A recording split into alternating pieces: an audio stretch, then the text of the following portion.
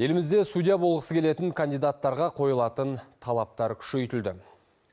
Енді үміткерлер туралы ақпараттар құқық қорғау органдарының мәліметтер базасы арқылы тексеріледі. Олардың заңсыз кірістерге, есірткіге, радикалды топтарға және құмар ойындарға қатысы бар жоғы анықталады. Сондай-ақ біліктілік емтиханын тапсыру мерзімі 1,5 жылдан 3 айға дейін қысқарған. Аршат Әділжанқызы жалғастырсын.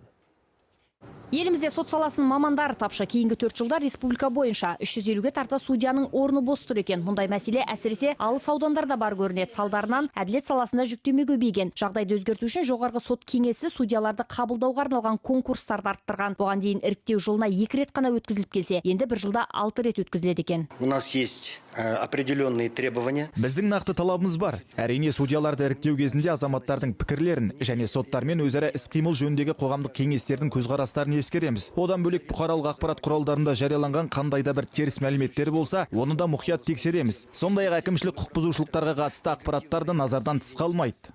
Судьяларға қойылатын талаптар санға емес сапаға негізделген. Бұған дейін тестілеуден үміткерлердің шамамен 50% өтсе, енді тек 20% судья ғана іріктеуден өтетін болған. Жоғарғы сот кеңесі президент тапсырмасымен құрылған. Кассациялық соттардың да судьяларын іріктеген. Оған ел бойынша 334 тәжірибелі маман қатысып, оның ішінен практикалық тәжірибесі, судьялық өтілі, сот төрелігін сапалы жүзеге асырып, судьялық этиканы сақтаған ең мықтылар ғана суырылып шыққан екен.